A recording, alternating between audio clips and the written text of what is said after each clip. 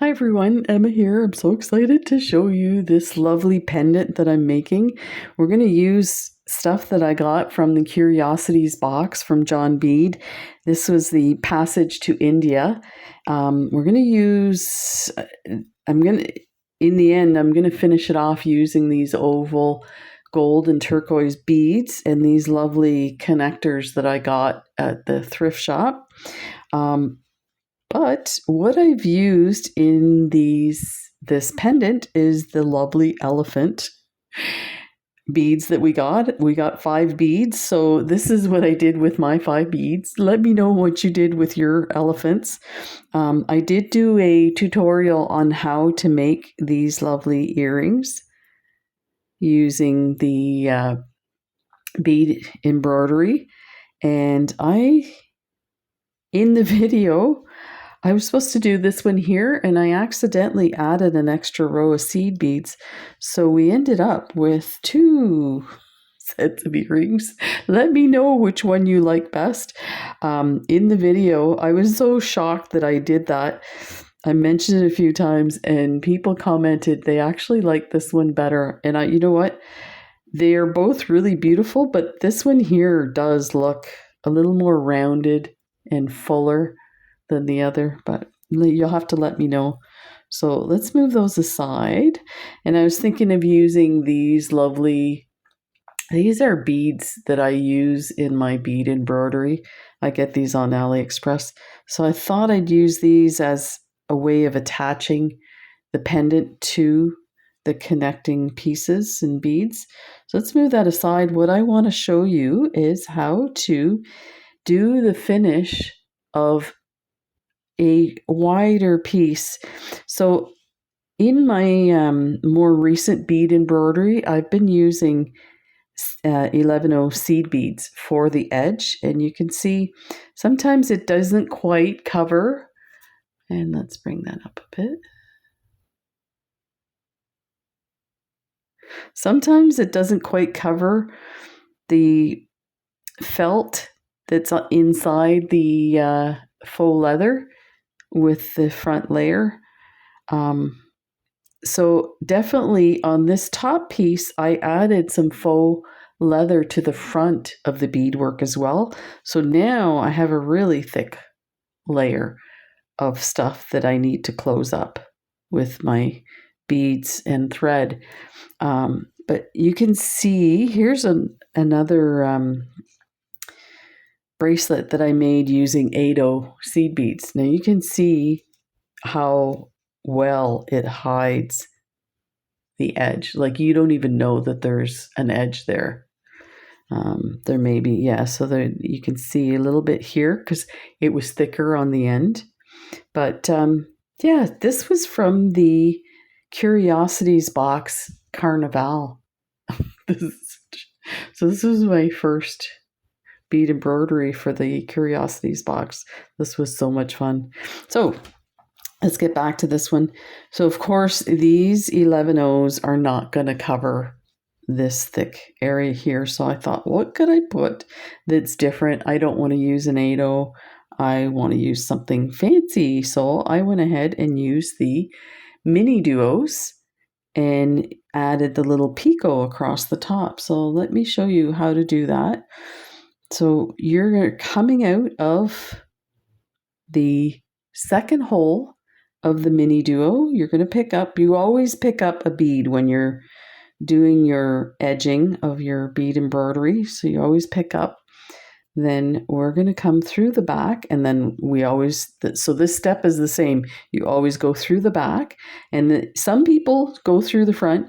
I go through the back so that I can position my needle to try and get this edge nice and clean. And some of my older pendants like this, you can see a thread out here, a thread here, a thread. So it does take a bit of practice, but it helps if you go in through the back. So just go in. You're going to go in where you think the first hole of the mini duo is going to be. Let me bring it down to show you. Okay. So this is actually going to flip this way, like that. So you don't, it's basically the width of a 8/0 bead that you're going to go over. So like that.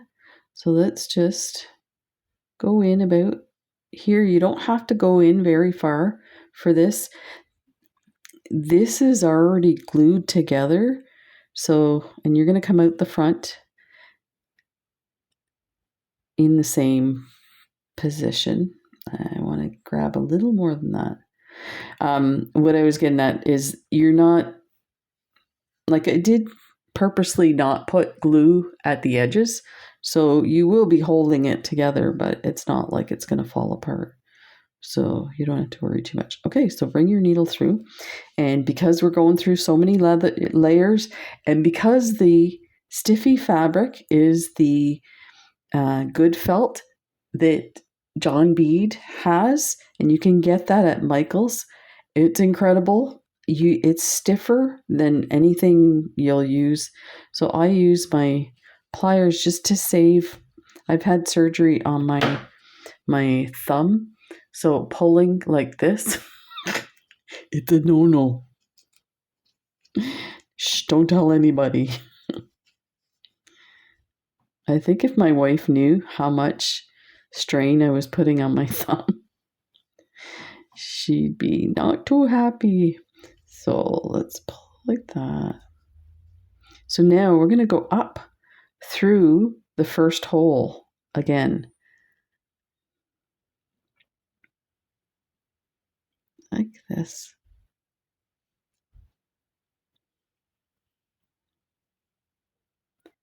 And you can pull it tight.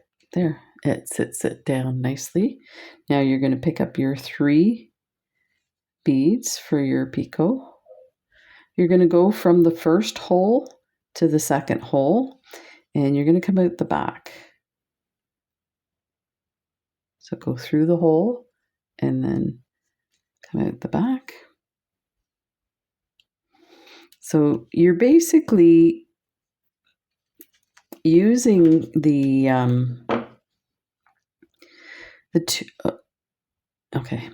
two holes as if it's 2 separate beads. If you can remember that, you'll be okay. Okay, like that. So now we're going to do the same. We're going to come to the back, and you can see where the hole is. So you're just going to go through that. You're going to go straight through. You don't have to go on an angle, because we're going to go back up that hole to secure that bead. And I use my pliers. You get pretty efficient with the pliers. It'll save you hurting yourself. That. So now bring your needle through that second hole and just the second hole.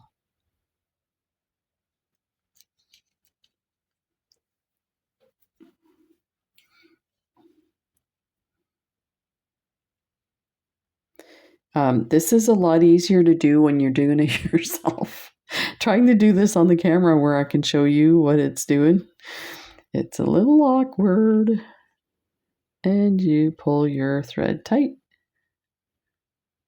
Ta-da! Okay, so let me go through this a few more times.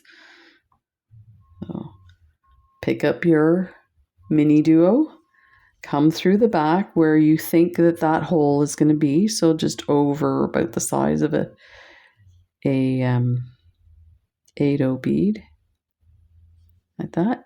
Go straight through, because we're going to come up through the front of that bead, first hole of that bead.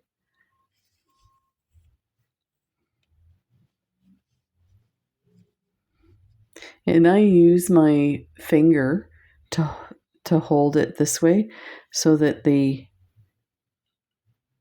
bead will sit on the edge, and then come through that same first hole.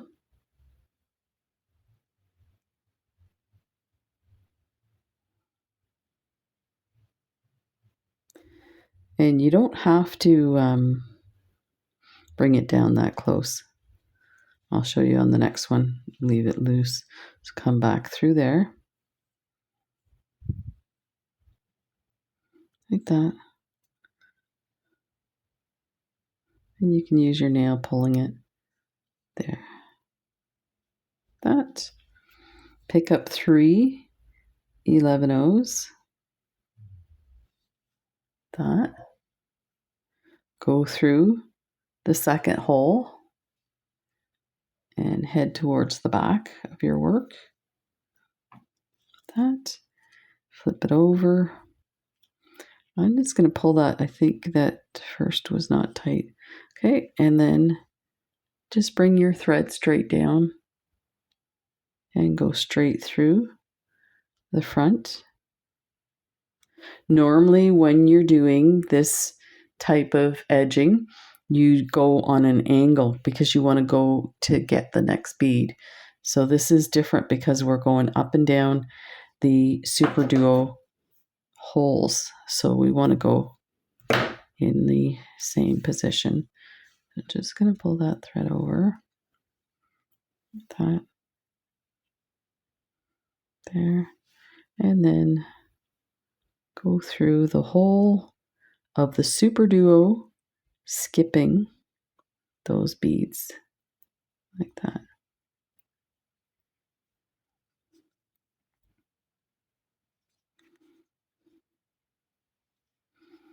Just like that. And turn this a bit, get it nice and straight. Look at how pretty that looks. Yeah, so there is that.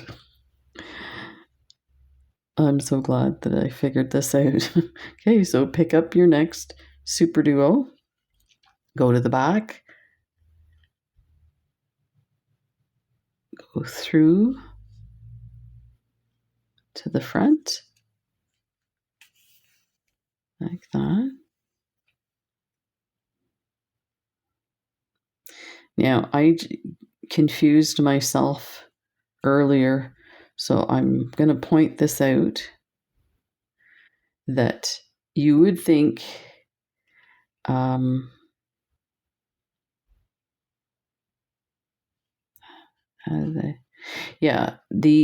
your thread is going to go across, going down this first hole of the Super Duo. So when we come back this way, and let me just flip it here like that, we're now coming through the bottom of that same hole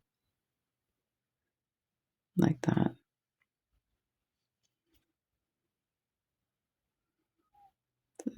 And you don't want to pull it too tight because you see how it's sticking up here. You want this to sit like this. So you want it to be a little bit loose so that we don't distort, because you can kind of see this one here for some reason is forward a bit. So anyway, 3 11/0s. Go through to the second hole and towards the back. Go to the back. Bring your thread down so you can see where you're going to go. So about there. And come through the front in the same position. Like that. Go through the second hole, but from the bottom and bypassing your picot beads. Because now this thread's going to cross over and go towards the next bead. We'll do it one more time. And then I'll show you. Let me know if you try this technique. I'm going to have to do a circular one and just add this technique. I think it's so lovely, like a lacy look, but it also kind of looks like the sunburst. And I think that was the idea I was trying to go with these daggers and the sunflower and yellow kind of sunburst look. So we're going to go to the back turn a little bit over and come through the front. That.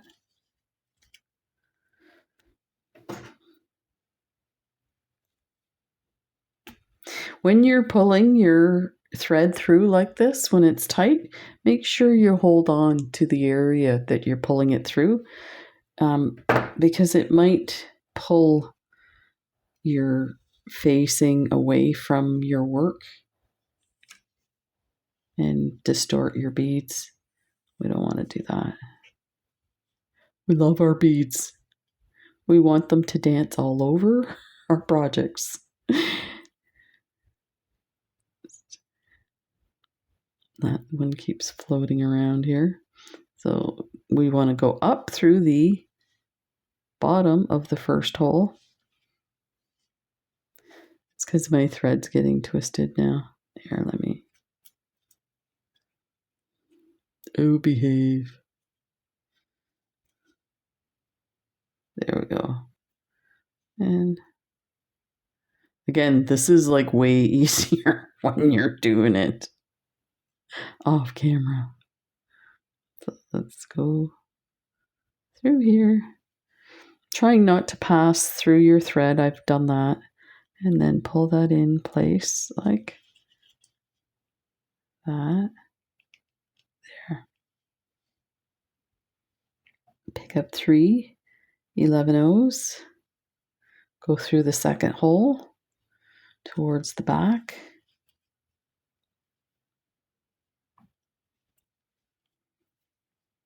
Go in and come out through the front. Oops, that was off to an angle here.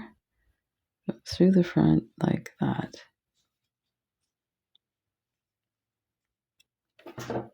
And pull your needle through.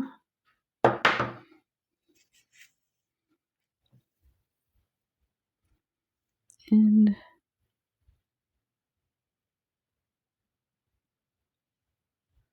just move that bead out of the way.